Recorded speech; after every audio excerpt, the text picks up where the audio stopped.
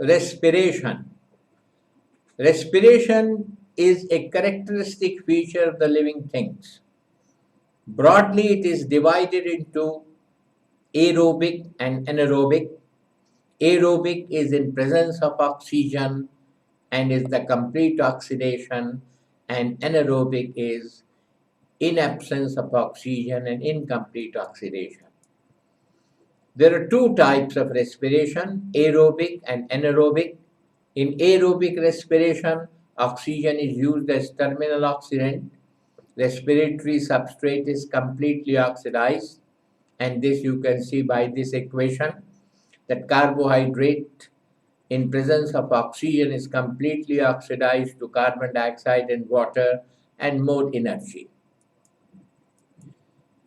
In anaerobic respiration, the respiratory substrate is broken down incompletely and oxygen is not used. And you can see here the carbohydrate is incompletely oxidized to ethyl alcohol and carbon dioxide, less amount and less energy.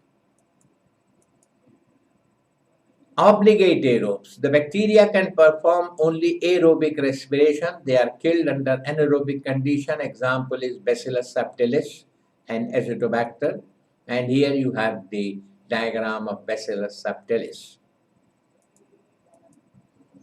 Obligate anaerobes. The bacteria can perform only anaerobic respiration. They cannot tolerate aerobic condition. Example is Clostridium acetobutylicum and Clostridium botulinum. This is Clostridium botulinum. It causes food poisoning, referred as botulinism. Facultative anaerobes. These bacteria are normally aerobes, which can switch over to anaerobic mode of respiration when oxygen is not available. Example is Clostridium tetani, the bacteria which causes tetanus or lockjaw disease. Facultative aerobes. The bacteria are normally anaerobes but can perform aerobic respiration in the presence of oxygen. Example is photosynthetic bacteria. Now we take up the nutrition. Autotrophic nutrition is of two types, photoautotrophic and chemoautotrophic. In heterotrophic nutrition, in which organisms obtain organic nutrients from outside, it is of three types, that is saprotrophic, parasitic and symbiotic. Autotrophic bacteria. The group of bacteria which are able to synthesize their own organic food from inorganic substances, and these bacteria are further divided into number one, photoautotrophic, and number two, chemoautotrophic bacteria. Now we take up the photoautotrophic bacteria, photolithotrophic bacteria. These bacteria possesses photosynthetic pigments in membrane-bound lamellae, that is thylakoids, and utilize light energy to perform photosynthesis. The bacterial photosynthesis, water is not utilized as a hydrogen donor, and therefore molecular oxygen is not liberated and is called anoxygenic photosynthesis. This is the example and commonly called as sulfur bacteria. The green sulfur bacteria such as Chlorobium and Chloroseudomonas species contain the pigment bacterioviridin, and here also the hydrogen donor is H2S. You can say the hydrogen donor is H2S, and from carbon dioxide is reduced to the level of carbohydrate. Thiospirillum and Chromatium have bacteriochlorophyll. This is Thiospirillum. Chemoautotrophic bacteria or chemolithotrophic bacteria.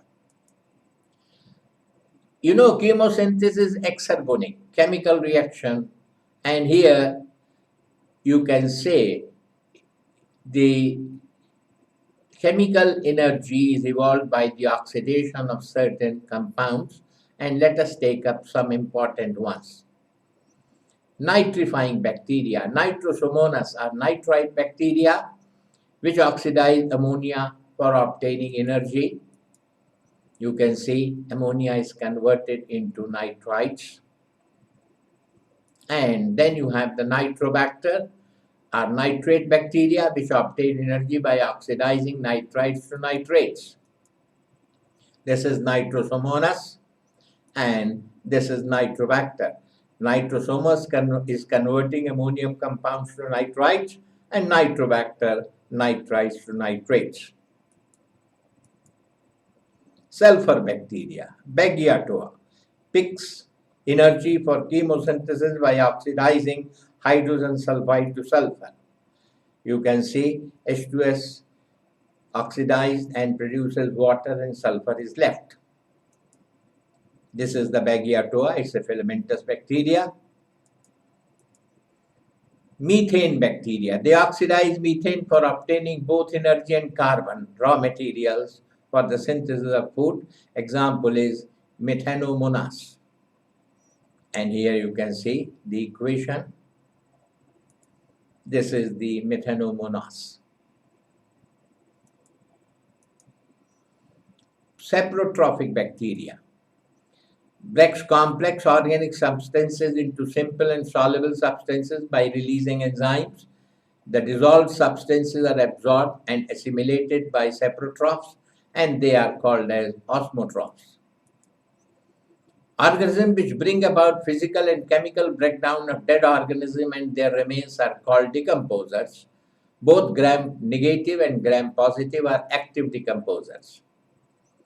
Gram-negative Pseudomonas is capable of decomposing a wide variety of organic compounds, both natural and man-made, as well as petroleum-based. This is Pseudomonas.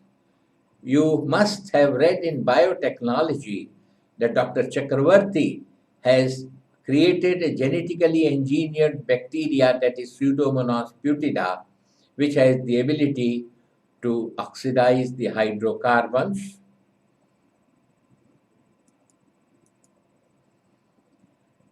Three special terms are used for saprotrophic breakdown of organic materials: decay, aerobic breakdown of organic remains; B, putrefaction, anaerobic breakdown of proteins; C, fermentation, anaerobic breakdown of carbohydrates. Symbiotic bacteria. The bacteria live in mutually beneficial association with the organisms.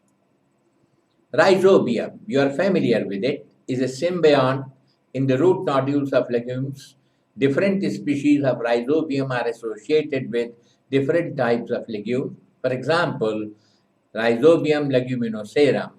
The bacteria perform nitrogen fixation, and here you can see the rhizobium bacteria present in the root nodules. You can see these root nodules in the root having the rhizobium bacteria. This is the rhizobium.